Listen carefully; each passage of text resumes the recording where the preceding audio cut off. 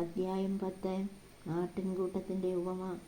സത്യം സത്യമായി ഞാൻ നിങ്ങളോട് പറയുന്നു, ആട്ടിൻ തൊഴുത്തിലേക്ക് വാതിലിലൂടെയല്ലാതെ മറ്റു വഴിക്ക് കടക്കുന്നവൻ കള്ളനും കവർച്ചക്കാരനുമാണ്. എന്നാൽ വാതിലിലൂടെ പ്രവേശിക്കുന്നവൻ ആടുകളുടെ ഇടയനാണ്. കാവൽക്കാരൻ അവന് വാതിൽ തുറന്നു കൊടുക്കുന്നു. ആടുകൾ അവൻ്റെ സ്വരം കേൾക്കുന്നു. അവൻ തൻ്റെ ആടുകളെ പേര് ചൊല്ലി വിളിക്കുകയും പുറത്തേക്ക് നയിക്കുകയും ചെയ്യുന്നു. തനിക്കുള്ളതിനെയെല്ലാം പുറത്തിറക്കിയിട്ട് അവൻ അവയ്ക്ക് മുൻപേ നടക്കുന്നു. അവൻ്റെ സ്വരം തിരിച്ചറിയുന്നത് കൊണ്ട് ആടുകൾ അവനെ അനുഗമിക്കുന്നു. അവ ഒരിക്കലും അപരിചിതനെ അനുഗമിക്കുകയില്ല. അന്യരുടെ സ്വരം അറിയാത്തതിനാൽ അവ അവരിൽ നിന്ന് ഓടി അകലും. യേശു അവരോട് ഈ ഉപമ പറഞ്ഞു. എന്നാൽ അവൻ തങ്ങളോട് പറഞ്ഞതെന്തെന്ന് അവർ മനസ്സിലാക്കിയില്ല. നല്ല ഇടയൻ. അതുകൊണ്ട് യേശു വീണ്ടും പറഞ്ഞു, സത്യം സത്യമായി ഞാൻ നിങ്ങളോട് പറയുന്നു, ഞാനാണ് ആടുകളുടെ വാതിൽ. എനിക്ക് മുമ്പേ വന്നവരെല്ലാം കള്ളന്മാരും കവർച്ചക്കാരുമായിരുന്നു. ആടുകൾ അവരെ ശ്രവിച്ചില്ല. ഞാനാണ് വാതിൽ. എന്നിലൂടെ പ്രവേശിക്കുന്നവൻ രക്ഷ പ്രാപിക്കും. അവൻ അകത്ത് വരികയും പുറത്തു പോവുകയും മേച്ചിൽ സ്ഥലം കണ്ടെത്തുകയും ചെയ്യും. മോഷ്ടിക്കാനും കൊല്ലാനും നശിപ്പിക്കാനുമാണ് കള്ളൻ വരുന്നത്. ഞാൻ വന്നിരിക്കുന്നത് അവർക്ക് ജീവൻ ഉണ്ടാകാനും അത് സമൃദ്ധമായി ഉണ്ടാകാനുമാണ്. ഞാൻ നല്ല ഇടയനാണ്. നല്ല ഇടയൻ ആടുകൾക്ക് വേണ്ടി ജീവൻ അർപ്പിക്കുന്നു. ഇടയനല്ലാത്തവനും ആടുകൾ സ്വന്തമല്ലാത്തവനുമായ കൂലിക്കാരൻ ചെന്നായി വരുന്നത് കാണുമ്പോൾ ആടുകളെ ഉപേക്ഷിച്ച് ഓടിപ്പോകുന്നു. ചെന്നായി വന്നവയെ പിടിക്കുകയും ചിതറിച്ചു കളയുകയും ചെയ്യുന്നു. അവൻ ഓടിപ്പോകുന്നത് കൂലിക്കാരനായതുകൊണ്ടും ആടുകളെപ്പറ്റി താല്പര്യമില്ലാത്തതുകൊണ്ടുമാണ്. ഞാൻ നല്ല ഇടയനാണ്. പിതാവ് എന്നെയും ഞാൻ പിതാവിനെയും അറിയുന്നത് പോലെ ഞാൻ എനിക്കുള്ളവയെയും എനിക്കുള്ളവ എന്നെയും അറിയുന്നു. ആടുകൾക്ക് വേണ്ടി ഞാൻ ജീവൻ അർപ്പിക്കുന്നു. ഈ തൊഴുത്തിൽപ്പെടാത്ത മറ്റ് ആടുകളും എനിക്കുണ്ട്. അവയെയും ഞാൻ കൊണ്ടുവരേണ്ടിയിരിക്കുന്നു. അവ എൻ്റെ സ്വരം ശ്രവിക്കും. അങ്ങനെ ഒരാട്ടിൻപറ്റവും ഒരിടയനുമാകും.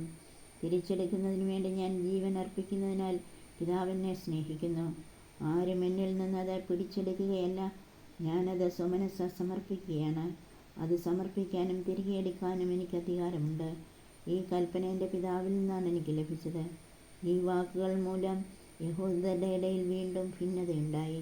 അവന് പിശാചുണ്ട്, അവന് ഭ്രാന്താണ്, എന്തിനവൻ പറയുന്നത് കേൾക്കണം എന്നിങ്ങനെ അവരിൽ വളരെ പേർ പറഞ്ഞു. എന്നാൽ മറ്റുള്ളവർ പറഞ്ഞു, ഈ വാക്കുകൾ പിശാച് ബാധിതൻ്റേതല്ല. പിശാചിന് അന്ധരുടെ കണ്ണുകൾ തുറക്കാൻ കഴിയുമോ? യേശു ദൈവപുത്രൻ. ജെറുസലേമിൽ പ്രതിഷ്ഠയുടെ തിരുനാളായിരുന്നു. അത് ശീതകാലമായിരുന്നു. യേശു ദേവാലയത്തിൽ സോളമൻ്റെ മണ്ഡപത്തിൽ നടക്കുമ്പോൾ യഹൂദർ അവൻ്റെ ചുറ്റും കൂടി ചോദിച്ചു, നീ ഞങ്ങളെ എത്ര നാളിങ്ങനെ സന്നിഗ്ധാവസ്ഥയിൽ നിർത്തും? നീ ക്രിസ്തുവാണെങ്കിൽ വ്യക്തമായി ഞങ്ങളോട് പറയുക. യേശു പ്രതിവചിച്ചു, ഞാൻ നിങ്ങളോട് പറഞ്ഞു, എന്നിട്ടും നിങ്ങൾ വിശ്വസിക്കുന്നില്ല. എൻ്റെ പിതാവിൻ്റെ നാമത്തിൽ ഞാൻ ചെയ്യുന്ന പ്രവൃത്തികൾ എനിക്ക് സാക്ഷ്യം നൽകുന്നു. എന്നാൽ നിങ്ങൾ വിശ്വസിക്കുന്നില്ല. കാരണം നിങ്ങൾ എൻ്റെ ആടുകളിൽ പെടുന്നവരല്ല. എൻ്റെ ആടുകൾ എൻ്റെ സ്വരം ശ്രവിക്കുന്നു. എനിക്ക് അവയെ അറിയാം. അവ എന്നെ അനുഗമിക്കുന്നു. ഞാൻ അവയ്ക്ക് നിത്യജീവൻ നൽകുന്നു. അവ ഒരിക്കലും നശിച്ചു പോവുകയില്ല. അവയെ എൻ്റെ അടുക്കൽ നിന്നാരും പിടിച്ചെടുക്കുകയുമില്ല. അവയെ എനിക്ക് നൽകിയ എൻ്റെ പിതാവ് എല്ലാവരെയും വലിയവനാണ്. പിതാവിൻ്റെ കയ്യിൽ നിന്നവയെ പിടിച്ചെടുക്കാൻ ആർക്കും സാധിക്കുകയില്ല. ഞാനും പിതാവും ഒന്നാണ്. യഹൂദർ അവനെ എറിയാൻ വീണ്ടും കല്ലെടുത്തു. യേശു അവരോട് ചോദിച്ചു, പിതാവിൽ നിന്നുള്ള അനേകം നല്ല പ്രവൃത്തികൾ ഞാൻ നിങ്ങളെ കാണിച്ചു. ഇവയിൽ ഏത് പ്രവൃത്തി മൂലമാണ് നിങ്ങൾ എന്നെ കല്ലെറിയുന്നത്? യഹൂദർ പറഞ്ഞു, ഏതെങ്കിലും നല്ല പ്രവൃത്തികൾ മൂലമല്ല, ദൈവദൂഷണം മൂലമാണ് ഞങ്ങൾ നിന്നെ കല്ലെറിയുന്നത്. കാരണം മനുഷ്യനായിരിക്കെ നീ നിന്നെ തന്നെ ദൈവമാക്കുന്നു. യേശു അവരോട് ചോദിച്ചു, നിങ്ങൾ ദൈവങ്ങളാണെന്ന് ഞാൻ പറഞ്ഞുവെന്ന് നിങ്ങളുടെ നിയമത്തിൽ എഴുതപ്പെട്ടിട്ടില്ലേ? വിശുദ്ധ ലിഖിതം നിറവേറാതിരിക്കുകയില്ലല്ലോ. ദൈവവചനം ആരുടെ അടുത്തേക്ക് വന്നുവോ അവരെ ദൈവങ്ങളെന്നവൻ വിളിച്ചു. അങ്ങനെയെങ്കിൽ പിതാവ് വിശുദ്ധീകരിച്ച് ലോകത്തിലേക്ക് അയച്ച എന്നെ ഞാൻ ദൈവപുത്രനാണ് എന്ന് പറഞ്ഞതുകൊണ്ട് നീ ദൈവദൂഷണം പറയുന്നുവെന്ന് നിങ്ങൾ കുറ്റപ്പെടുത്തുന്നുവോ? ഞാൻ എൻ്റെ പിതാവിൻ്റെ പ്രവൃത്തികൾ ചെയ്യുന്നില്ലെങ്കിൽ നിങ്ങൾ എന്നെ വിശ്വസിക്കേണ്ട. എന്നാൽ ഞാനവ ചെയ്യുന്നെങ്കിൽ നിങ്ങൾ എന്നിൽ വിശ്വസിക്കുന്നില്ലെങ്കിലും ആ പ്രവൃത്തികളിൽ വിശ്വസിക്കുവിൻ. അപ്പോൾ പിതാവ് എന്നിലും ഞാൻ പിതാവിലുമാണെന്ന് നിങ്ങൾ അറിയുകയും ആ അറിവിൽ നിലനിൽക്കുകയും ചെയ്യും. വീണ്ടും അവർ അവനെ ബന്ധിക്കാൻ ശ്രമിച്ചു. എന്നാൽ അവൻ അവരുടെ കയ്യിൽ നിന്ന് രക്ഷപ്പെട്ടു. ജോർദാൻ്റെ മറുകരയിൽ യോഹന്നാൻ ആദ്യം സ്നാനം നൽകി ഇരുന്ന സ്ഥലത്തേക്ക് അവൻ വീണ്ടും പോയി അവിടെ താമസിച്ചു. വളരെ പേർ അവൻ്റെ അടുത്ത് വന്നു. അവർ പറഞ്ഞു, യോഹന്നാൻ ഒരടയാളവും പ്രവർത്തിച്ചില്ല, എന്നാൽ ഈ മനുഷ്യനെപ്പറ്റി യോഹന്നാൻ പറഞ്ഞിരുന്നതെല്ലാം സത്യമാണ്. അവിടെ വെച്ച് വളരെ പേർ അവനിൽ വിശ്വസിച്ചു. അധ്യായം 11. ലാസറിൻ്റെ മരണം. ലാസർ എന്നു പേരായ ഒരുവൻ രോഗബാധിതനായി. ഇവൻ മറിയത്തിൻ്റെയും അവളുടെ സഹോദരിയായ മർത്തായുടെയും ഗ്രാമമായ ബഥാനിയായിൽ നിന്നുള്ളവനായിരുന്നു. ഈ മറിയമാണ് സുഗന്ധതൈലം കൊണ്ട് കർത്താവിനെ പൂശുകയും തൻ്റെ തലമുടി കൊണ്ട് അവൻ്റെ പാദങ്ങൾ തുടയ്ക്കുകയും ചെയ്തത്. ഇവളുടെ സഹോദരൻ ലാസറാണ് രോഗബാധിതനായത്. കർത്താവേ, ഇതാ അങ്ങ് സ്നേഹിക്കുന്നവൻ രോഗിയായിരിക്കുന്നുവെന്ന് പറയാൻ ആ സഹോദരിമാർ അവൻ്റെ അടുക്കലേക്ക് ആളയച്ചു. അത് കേട്ടപ്പോൾ യേശു പറഞ്ഞു, ഈ രോഗം മരണത്തിൽ അവസാനിക്കാനുള്ളതല്ല, പ്രത്യുത ദൈവത്തിൻ്റെ മഹത്വത്തിനും അതുവഴി ദൈവപുത്രൻ മഹത്വം പ്രാപിക്കുന്നതിനും വേണ്ടിയുള്ളതാണ്. യേശു മർത്തായെയും അവളുടെ സഹോദരിയെയും ലാസറിനെയും സ്നേഹിച്ചിരുന്നു. എങ്കിലും അവൻ രോഗിയായി എന്ന് കേട്ടിട്ടും യേശു താൻ താമസിച്ചിരുന്ന സ്ഥലത്ത് തന്നെ 2 ദിവസം കൂടി ചിലവഴിച്ചു. അനന്തരം അവൻ ശിഷ്യന്മാരോട് പറഞ്ഞു, നമുക്ക് വീണ്ടും യൂദയായിലേക്ക് പോകാം. ശിഷ്യന്മാർ ചോദിച്ചു, ഗുരു, യഹൂദർ ഇപ്പോൾ തന്നെ നിന്നെ കല്ലെറിയാൻ അന്വേഷിക്കുകയായിരുന്നല്ലോ, എന്നിട്ട് അങ്ങോട്ട് പോവുകയാണോ? യേശു പ്രതിവചിച്ചു, പകലിന് 12 മണിക്കൂറിലെ പകൽ നടക്കുന്നവൻ കാൽ തട്ടി വീഴുന്നില്ല. ഈ ലോകത്തിൻ്റെ പ്രകാശം അവൻ കാണുന്നു. രാത്രി നടക്കുന്നവൻ തട്ടി വീഴുന്നു, കാരണം അവന് പ്രകാശമില്ല. അവൻ തുടർന്നു, നമ്മുടെ സ്നേഹിതനായ ലാസർ ഉറങ്ങുകയാണ്, അവനെ ഉണർത്താൻ ഞാൻ പോകുന്നു. ശിഷ്യന്മാർ പറഞ്ഞു, കർത്താവെ, ഉറങ്ങുകയാണെങ്കിൽ അവൻ സുഖം പ്രാപിക്കും. യേശു അവൻ്റെ മരണത്തെക്കുറിച്ചാണ് സംസാരിച്ചത്, എന്നാൽ നിദ്രയുടെ വിശ്രമത്തെക്കുറിച്ചാണ് അവൻ പറഞ്ഞതെന്ന് അവർ വിചാരിച്ചു. അപ്പോൾ യേശു വ്യക്തമായി അവരോട് പറഞ്ഞു, ലാസർ മരിച്ചുപോയി. നിങ്ങൾ വിശ്വസിക്കേണ്ടതിന് ഞാൻ അവിടെ ഇല്ലാഞ്ഞതിൽ നിങ്ങളെ പ്രതി ഞാൻ സന്തോഷിക്കുന്നു. നമുക്ക് അവൻ്റെ അടുത്തേക്ക് പോകാം. ദിദിമോസ് എന്ന തോമസ് അപ്പോൾ മറ്റു ശിഷ്യന്മാരോട് പറഞ്ഞു, അവനോടൊപ്പം മരിക്കാൻ നമുക്കും പോകാം. യേശു പുനരുത്ഥാനവും ജീവനും. ലാസർ സംസ്കരിക്കപ്പെട്ടിട്ട് 4 ദിവസമായെന്ന് യേശു അവിടെ എത്തിയപ്പോൾ അറിഞ്ഞു. ബഥാനിയ ജെറൂസലമിനടുത്ത് ഏകദേശം 15 സ്താദിയോൻ ദൂരത്തായിരുന്നു. അനേകം യഹൂദർ മർത്തായെയും മറിയത്തെയും അവരുടെ സഹോദരനെ പ്രതി ആശ്വസിപ്പിക്കാൻ വന്നിരുന്നു. യേശു വരുന്നുണ്ടെന്ന് കേട്ടപ്പോൾ മർത്ത ചെന്നവനെ സ്വീകരിച്ചു. എന്നാൽ മറിയം വീട്ടിൽ തന്നെ ഇരുന്നു. മർത്ത യേശുവിനോട് പറഞ്ഞു, കർത്താവേ, നീ ഇവിടെ ഉണ്ടായിരുന്നെങ്കിൽ എൻ്റെ സഹോദരൻ മരിക്കുകയില്ലായിരുന്നു. എന്നാൽ നീ ചോദിക്കുന്നതെന്തും ദൈവം നിനക്ക് തരുമെന്ന് എനിക്കറിയാം. യേശു പറഞ്ഞു, നിന്റെ സഹോദരൻ ഉയർത്തെഴുന്നേൽക്കും. മർത്ത പറഞ്ഞു, അന്ത്യദിനത്തിലെ പുനരുദ്ധാനത്തിൽ അവൻ ഉയർത്തെഴുന്നേൽക്കുമെന്ന് എനിക്കറിയാം. യേശു അവളോട് പറഞ്ഞു, ഞാനാണ് പുനരുദ്ധാനവും ജീവനും. എന്നിൽ വിശ്വസിക്കുന്നവൻ മരിച്ചാലും ജീവിക്കും. അങ്ങനെ ജീവിക്കുകയും എന്നിൽ വിശ്വസിക്കുകയും ചെയ്യുന്നവൻ ഒരിക്കലും മരിക്കുകയില്ല. ഇത് നീ വിശ്വസിക്കുന്നുവോ? അവൾ പറഞ്ഞു, ഉവ്വ് കർത്താവേ, നീ ലോകത്തിലേക്ക് വരാനിരിക്കുന്ന ദൈവപുത്രനായ ക്രിസ്തുവാണെന്ന് ഞാൻ വിശ്വസിക്കുന്നു. യേശു കരയുന്നു. ഇത് പറഞ്ഞിട്ട് അവൾ പോയി തൻ്റെ സഹോദരിയായ മറിയത്തെ വിളിച്ച്, ഇതാ ഗുരു ഇവിടെയുണ്ട്, നിന്നെ വിളിക്കുന്നുവെന്ന് സ്വകാര്യമായി പറഞ്ഞു. ഇത് കേട്ടയുടനെ അവൾ എഴുന്നേറ്റ് അവൻ്റെ അടുത്തേക്ക് ചെന്നു. യേശു അപ്പോഴും ഗ്രാമത്തിൽ പ്രവേശിച്ചിട്ടില്ലായിരുന്നു. മർത്ത കണ്ട സ്ഥലത്ത് തന്നെ അവൻ നിൽക്കുകയായിരുന്നു. മറിയം തിടുക്കത്തിൽ എഴുന്നേറ്റ് പുറത്തേക്ക് പോകുന്നത് കണ്ട് വീട്ടിൽ അവളെ ആശ്വസിപ്പിച്ചുകൊണ്ടിരുന്ന യഹൂദർ അവളെ അനുഗമിച്ചു. അവൾ ശവകുടീരത്തിങ്കൽ കരയാൻ പോവുകയാണെന്ന് അവർ വിചാരിച്ചു. മറിയം യേശു നിന്നിടത്ത് വന്ന് അവനെ കണ്ടപ്പോൾ കാൽക്കൽ വീണ് പറഞ്ഞു, കർത്താവേ, നീ ഇവിടെ ഉണ്ടായിരുന്നെങ്കിൽ എൻ്റെ സഹോദരൻ മരിക്കുമായിരുന്നില്ല. അവളും അവളോടുകൂടെ വന്ന യഹൂദരും കരയുന്നത് കണ്ടപ്പോൾ യേശു ആത്മാവിൽ നെടുവീർപ്പിട്ടുകൊണ്ട് അസ്വസ്ഥനായി ചോദിച്ചു, അവനെ അടക്കിയിരിക്കുന്നത് എവിടെയാണ്? അവർ അവനോട് പറഞ്ഞു, കർത്താവെ, വന്ന് കാണുക. യേശു കണ്ണീർ പൊഴിച്ചു. അപ്പോൾ യഹൂദർ പറഞ്ഞു, നോക്കൂ, അവൻ എത്രമാത്രം അവനെ സ്നേഹിച്ചിരുന്നു. എന്നാൽ അവരിൽ ചിലർ പറഞ്ഞു, അന്ധൻ്റെ കണ്ണു തുറന്ന ഈ മനുഷ്യന് ഇവനെ മരണത്തിൽ നിന്ന് രക്ഷിക്കാൻ കഴിയുമായിരുന്നില്ലേ? ലാസറിനെ ഉയർപ്പിക്കുന്നു. യേശു വീണ്ടും നെടുവീർപ്പിട്ടുകൊണ്ട് ശവകുടീരത്തിങ്കൽ വന്നു. അതൊരു ഗുഹയായിരുന്നു. അതിന്മേലൊരു കല്ലും വെച്ചിരുന്നു. യേശു പറഞ്ഞു, ആ കല്ലെടുത്ത് മാറ്റുവിൻ. മരിച്ചയാളുടെ സഹോദരിയായ മർത്ത പറഞ്ഞു, കർത്താവെ, ഇപ്പോൾ ദുർഗന്ധമുണ്ടായിരിക്കും. ഇത് 4-ാം ദിവസമാണ്. യേശു അവളോട് ചോദിച്ചു, വിശ്വസിച്ചാൽ നീ ദൈവമഹത്വം ദർശിക്കുമെന്ന് ഞാൻ നിന്നോട് പറഞ്ഞില്ലേ? അവർ കല്ലെടുത്ത് മാറ്റി. യേശു കണ്ണുയർത്തി പറഞ്ഞു, പിതാവേ, അങ്ങ് എൻ്റെ പ്രാർത്ഥന ശ്രവിച്ചതിനാൽ ഞാൻ അങ്ങേക്ക് നന്ദി പറയുന്നു. അങ്ങ് എൻ്റെ പ്രാർത്ഥന എപ്പോഴും ശ്രവിക്കുമെന്നും എനിക്കറിയാം. എന്നാൽ എന്നെ അയച്ചത് അവിടുന്നാണെന്ന് ചുറ്റും നിൽക്കുന്ന ജനം വിശ്വസിക്കുന്നതിന് വേണ്ടിയാണ് ഞാനിത് പറയുന്നത്. ഇത് പറഞ്ഞിട്ട് അവൻ ഉച്ചത്തിൽ പറഞ്ഞു, ലാസറേ, പുറത്തു വരിക. അപ്പോൾ മരിച്ചവൻ പുറത്തു വന്നു. അവൻ്റെ കൈകാലുകൾ നാടകൾ കൊണ്ട് ബന്ധിക്കപ്പെട്ടും മുഖം തുണി കൊണ്ട് ആവരണം ചെയ്യപ്പെട്ടുമിരുന്നു. യേശു അവരോട് പറഞ്ഞു, അവൻ്റെ കെട്ടുകൾ അഴിക്കുവിൻ, അവൻ പോകട്ടെ. യേശുവിനെ വധിക്കാൻ ആലോചന. മറിയത്തിൻ്റെ അടുക്കൽ വന്നിരുന്ന യഹൂദരിൽ വളരെ പേർ അവൻ പ്രവർത്തിച്ചത് കണ്ട് അവനിൽ വിശ്വസിച്ചു. എന്നാൽ അവരിൽ ചിലർ ചെന്ന് യേശു പ്രവർത്തിച്ച കാര്യങ്ങൾ ഫരിസേയരോട് പറഞ്ഞു. അപ്പോൾ പുരോഹിത പ്രമുഖന്മാരും ഫരിസേയരും ആലോചനാസംഘം വിളിച്ചുകൂട്ടി പറഞ്ഞു, നാം എന്താണ് ചെയ്യേണ്ടത്? ഈ മനുഷ്യൻ വളരെയധികം അടയാളങ്ങൾ പ്രവർത്തിക്കുന്നല്ലോ. അവനെ നാം ഇങ്ങനെ വിട്ടാൽ എല്ലാവരും അവനിൽ വിശ്വസിക്കും.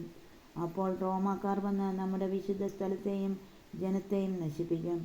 അവരിൽ ഒരുവനും ആ വർഷത്തെ പ്രധാന പുരോഹിതനുമായ കയ്യാഫാസ് പറഞ്ഞു, നിങ്ങൾക്ക് ഒന്നും അറിഞ്ഞുകൂടാ. ജനം മുഴുവൻ നശിക്കാതിരിക്കാനായി അവർക്ക് വേണ്ടി ഒരുവൻ മരിക്കുന്നത് യുക്തമാണെന്ന് നിങ്ങൾ മനസ്സിലാക്കുന്നുമില്ല. അവനിത് സ്വമേധയാ പറഞ്ഞതല്ല. പ്രത്യുത ആ വർഷത്തെ പ്രധാന പുരോഹിതൻ എന്ന നിലയിൽ ജനത്തിനു വേണ്ടി യേശു മരിക്കേണ്ടിയിരിക്കുന്നുവെന്ന് പ്രവചിക്കുകയായിരുന്നു. ജനത്തിനു വേണ്ടി മാത്രമല്ല, ചിതറിക്കിടക്കുന്ന ദൈവമക്കളെ ഒരുമിച്ച് കൂട്ടുന്നതിനു വേണ്ടിയും. അന്നു മുതൽ അവനെ വധിക്കാൻ അവർ ആലോചിച്ചു കൊണ്ടിരുന്നു. അതുകൊണ്ട് യേശു പിന്നീട് ഒരിക്കലും യഹൂദരുടെ ഇടയിൽ പരസ്യമായി സഞ്ചരിച്ചില്ല. അവൻ പോയി മരുഭൂമിക്കടുത്തുള്ള എബ്രാഹിം പട്ടണത്തിൽ ശിഷ്യരോടൊത്ത് വസിച്ചു. യഹൂദരുടെ പെസഹ തിരുനാൾ അടുത്തിരുന്നു. ഗ്രാമങ്ങളിൽ നിന്ന് വളരെ പേർ തങ്ങളെ തന്നെ വിശുദ്ധീകരിക്കുന്നതിനായി പെസഹായ്ക്ക് മുൻപേ ജെറുസലമിലേക്ക് പോയി. അവർ യേശുവിനെ അന്വേഷിച്ചുകൊണ്ട് ദേവാലയത്തിൽ വെച്ച് പരസ്പരം ചോദിച്ചു, നിങ്ങൾ എന്ത് വിചാരിക്കുന്നു? അവൻ തിരുനാളിന് വരികയില്ലെന്നോ?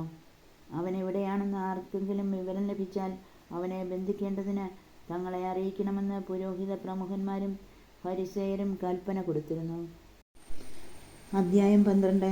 തൈലാഭിഷേകം. മരിച്ചവരിൽ നിന്ന് താൻ ഉയർപ്പിച്ച ലാസർ താമസിച്ചിരുന്ന ബഥാനിയയിലേക്ക് പെസഹായ്ക്ക് 6 ദിവസം മുൻപ് യേശു വന്നു. അവർ അവന് അത്താഴമൊരുക്കി. മർത്ത പരിചരിച്ചു. അവനോടുകൂടെ ഭക്ഷണത്തിനിരുന്നവരിൽ ലാസറും ഉണ്ടായിരുന്നു. മറിയം വിലയേറിയതും ശുദ്ധവുമായ ഒരു കുപ്പി നാർദിൻ സുഗന്ധതൈലമെടുത്ത് യേശുവിൻ്റെ പാദങ്ങളിൽ പൂശുകയും തൻ്റെ തലമുടി കൊണ്ടവൻ്റെ പാദങ്ങൾ തുടയ്ക്കുകയും ചെയ്തു. തൈലത്തിൻ്റെ പരിമളം കൊണ്ട് വീട് നിറഞ്ഞു. അവൻ്റെ ശിഷ്യന്മാരിൽ ഒരുവനും അവനെ ഒറ്റിക്കൊടുക്കാനിരുന്നവനുമായ യൂദാസ്കറിയോത്ത പറഞ്ഞു, എന്തുകൊണ്ട് ഈ തൈലം 300 ദനാറായിക്ക് വിറ്റ് ദരിദ്രർക്ക് കൊടുത്തില്ല? അവനിത് പറഞ്ഞത് അവന് ദരിദ്രരോട് പരിഗണന ഉണ്ടായിരുന്നത് കൊണ്ടല്ല, പ്രത്യുത അവനൊരു കള്ളനായിരുന്നത് കൊണ്ടും പണസഞ്ചി അവൻ്റെ കയ്യിലായിരുന്നത് കൊണ്ടും അതിൽ വീഴുന്നതിൽ നിന്ന് അവൻ എടുത്തിരുന്നത് കൊണ്ടുമാണ്. യേശു പറഞ്ഞു, അവളെ തടയേണ്ട. എൻ്റെ ശവസംസ്കാര ദിനത്തിനായി ഇത് ചെയ്തുവെന്ന് അവൾ കരുതിക്കൊള്ളട്ടെ. ദരിദ്രർ എപ്പോഴും നിങ്ങളോട് കൂടെയുണ്ട്, ഞാൻ എപ്പോഴും നിങ്ങളോടൊത്തുണ്ടായിരിക്കുകയില്ല. അവനവിടെ ഉണ്ടെന്നറിഞ്ഞ് വലിയൊരു ഗണം യഹൂദർ അവിടേക്ക് വന്നു. അവർ വന്നത് യേശുവിനെ ഉദ്ദേശിച്ച് മാത്രമല്ല, അവൻ മരിച്ചവരിൽ നിന്ന് ഉയർപ്പിച്ച ലാസറിനെ കാണാൻ കൂടിയാണ്.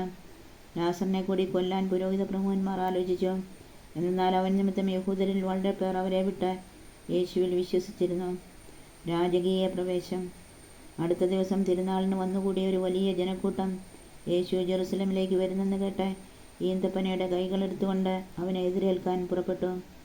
അവർ വിളിച്ചു പറഞ്ഞു, ഹോസാന, കർത്താവിൻ്റെ നാമത്തിൽ വരുന്നവനും ഇസ്രായേലിൻ്റെ രാജാവുമായവൻ വാഴ്ത്തപ്പെട്ടവൻ. യേശു ഒരു കഴുതക്കുട്ടിയെ കണ്ട് അതിൻ്റെ പുറത്ത് കയറിയിരുന്നു. സിയോൻ പുത്രി, ഭയപ്പെടേണ്ട, ഇതാ നിന്റെ രാജാവ് കഴുതക്കുട്ടിയുടെ പുറത്ത് എഴുന്നള്ളുന്നു എന്ന് എഴുതപ്പെട്ടിരിക്കുന്നു. അവൻ്റെ ശിഷ്യന്മാർക്ക് ആദ്യം ഇത് മനസ്സിലായില്ല. എന്നാൽ യേശു മഹത്വം പ്രാപിച്ചപ്പോൾ അവനെപ്പറ്റി ഈ കാര്യങ്ങൾ എഴുതപ്പെട്ടിരിക്കുന്നുവെന്നും അവനു വേണ്ടി ഇവയെല്ലാം ചെയ്തുവെന്നും അവർ അനുസ്മരിച്ചു. ലാസറിനെ മരിച്ചവരിൽ നിന്ന് ഉയർപ്പിച്ച അവസരത്തിൽ അവനോടൊപ്പം ഉണ്ടായിരുന്ന ജനക്കൂട്ടം അവന് സാക്ഷ്യം നൽകിയിരുന്നു. അവൻ ഈ അടയാളം പ്രവർത്തിച്ചെന്ന് കേട്ടതുകൊണ്ടുകൂടിയാണ് ജനക്കൂട്ടം അവനെ സ്വീകരിക്കുവാൻ വന്നത്. അപ്പോൾ ഫരിസേയർ പരസ്പരം പറഞ്ഞു, നമുക്കൊന്നും ചെയ്യാൻ സാധിക്കുന്നില്ലെന്ന് കാണുന്നില്ലേ? നോക്കൂ, ലോകം അവൻ്റെ പിന്നാലെ പോയി കഴിഞ്ഞു. ഗ്രീക്കുകാർ യേശുവിനെ തേടുന്നു. തിരുനാളിൽ ആരാധിക്കാൻ വന്നവരിൽ ഏതാനും ഗ്രീക്കുകാരും ഉണ്ടായിരുന്നു. ഇവർ ഗലീലയിലെ ബെത്സയിദയിൽ നിന്നുള്ള ഫിലിപ്പോസിൻ്റെ അടുക്കൽ ചെന്ന് പറഞ്ഞു, പ്രഭോ, ഞങ്ങൾ യേശുവിനെ കാണാൻ ആഗ്രഹിക്കുന്നു. ഫിലിപ്പോസ് പോയി അന്ത്രയോസിനോട് പറഞ്ഞു. അന്ത്രയോസും ഫിലിപ്പോസും കൂടി യേശുവിനെ വിവരമറിയിച്ചു. യേശു പറഞ്ഞു, മനുഷ്യപുത്രൻ മഹത്വപ്പെടാനുള്ള സമയമായിരിക്കുന്നു. സത്യം സത്യമായി ഞാൻ നിങ്ങളോട് പറയുന്നു, ഗോതമ്പ് മണി നിലത്ത് വീണ് അഴിയുന്നില്ലെങ്കിൽ അത് അതേപടി ഇരിക്കും. അഴിയുന്നെങ്കിലോ അത് വളരെ ഫലം പുറപ്പെടുവിക്കും. തൻ്റെ ജീവനെ സ്നേഹിക്കുന്നവൻ അത് നഷ്ടപ്പെടുത്തുന്നു. ഈ ലോകത്തിൽ തൻ്റെ ജീവനെ ദ്വേഷിക്കുന്നവൻ നിത്യജീവനിലേക്ക് അത് കാത്തു സൂക്ഷിക്കും. എന്നെ ശുശ്രൂഷിക്കാൻ ആഗ്രഹിക്കുന്നവൻ എന്നെ അനുഗമിക്കട്ടെ. അപ്പോൾ ഞാൻ ആയിരിക്കുന്നിടത്ത് എൻ്റെ ശുശ്രൂഷകനുമായിരിക്കും. എന്നെ ശുശ്രൂഷിക്കുന്നവനെ പിതാവ് ബഹുമാനിക്കും. മനുഷ്യപുത്രൻ ഉയർത്തപ്പെടണം. ഇപ്പോൾ എൻ്റെ ആത്മാവ് അസ്വസ്ഥമായിരിക്കുന്നു. ഞാൻ എന്ത് പറയേണ്ടു? പിതാവേ, ഈ മണിക്കൂറിൽ നിന്ന് എന്നെ രക്ഷിക്കണമേ. അല്ല, ഇതിനു വേണ്ടിയാണല്ലോ ഈ മണിക്കൂറിലേക്ക് ഞാൻ വന്നത്. പിതാവേ, അങ്ങയുടെ നാമത്തെ മഹത്വപ്പെടുത്തണമേ. അപ്പോൾ സ്വർഗത്തിൽ നിന്നൊരു സ്വരമുണ്ടായി, ഞാൻ മഹത്വപ്പെടുത്തിയിരിക്കുന്നു, ഇനിയും മഹത്വപ്പെടുത്തും. അവിടെ നിന്നിരുന്ന ജനക്കൂട്ടം ഇത് കേട്ടിട്ട് ഇടിമുഴക്കമുണ്ടായി എന്ന് പറഞ്ഞു. എന്നാൽ ചിലർ, ഒരു ദൂതൻ അവനോട് സംസാരിച്ചു എന്ന് പറഞ്ഞു. യേശു പറഞ്ഞു, ഈ സ്വരമുണ്ടായത് എനിക്ക് വേണ്ടിയല്ല, നിങ്ങൾക്ക് വേണ്ടിയാണ്. ഇപ്പോഴാണ് ഈ ലോകത്തിൻ്റെ ന്യായവിധി. ഇപ്പോൾ ഈ ലോകത്തിൻ്റെ അധികാരി പുറന്തള്ളപ്പെടും. ഞാൻ ഭൂമിയിൽ നിന്ന് ഉയർത്തപ്പെടുമ്പോൾ എല്ലാ മനുഷ്യരെയും എന്നിലേക്ക് ആകർഷിക്കും. അവനിത് പറഞ്ഞത് താൻ ഏതു വിധത്തിലുള്ള മരണമാണ് വരിക്കാൻ പോകുന്നത് എന്ന് സൂചിപ്പിക്കാനാണ്. അപ്പോൾ ജനക്കൂട്ടം അവനോട് ചോദിച്ചു, ക്രിസ്തു എന്നേക്കും നിലനിൽക്കുന്നുവെന്നാണല്ലോ നിയമത്തിൽ ഞങ്ങൾ കേട്ടിട്ടുള്ളത്. പിന്നെ മനുഷ്യപുത്രൻ ഉയർത്തപ്പെടേണ്ടിയിരിക്കുന്നു എന്ന് നീ പറയുന്നത് എങ്ങനെ? ആരാണ് ഈ മനുഷ്യപുത്രൻ? യേശു അവരോട് പറഞ്ഞു, അല്പസമയത്തേക്ക് കൂടി പ്രകാശം നിങ്ങളുടെ ഇടയിലുണ്ട്. അന്ധകാരം നിങ്ങളെ കീഴടക്കാതിരിക്കാൻ പ്രകാശമുള്ളപ്പോൾ നടന്നുകൊള്ളുവിൻ. അന്ധകാരത്തിൽ നടക്കുന്നവൻ താൻ എവിടേക്കാണ് പോകുന്നതെന്ന് അറിയുന്നില്ല. നിങ്ങൾ പ്രകാശത്തിൻ്റെ മക്കളാകേണ്ടതിന് നിങ്ങൾക്ക് പ്രകാശമുള്ളപ്പോൾ അതിൽ വസിക്കുവിൻ. യഹൂദരുടെ അവിശ്വാസം. ഇത് പറഞ്ഞതിന് ശേഷം യേശു അവരിൽ നിന്ന് പോയി രഹസ്യമായി പാർത്തു. അവൻ വളരെ അടയാളങ്ങൾ അവരുടെ മുമ്പാകെ പ്രവർത്തിച്ചെങ്കിലും അവർ അവനിൽ വിശ്വസിച്ചില്ല. യേശയ്യാ പ്രവാചകൻ പറഞ്ഞ വചനം പൂർത്തിയാകേണ്ടതിനാണിത്. കർത്താവേ, ഞങ്ങളുടെ സന്ദേശം ആര് വിശ്വസിച്ചു? കർത്താവിൻ്റെ ഭുജം ആർക്കാണ് വെളിപ്പെട്ടത്? അതുകൊണ്ട് അവർക്ക് വിശ്വസിക്കാൻ കഴിഞ്ഞില്ല.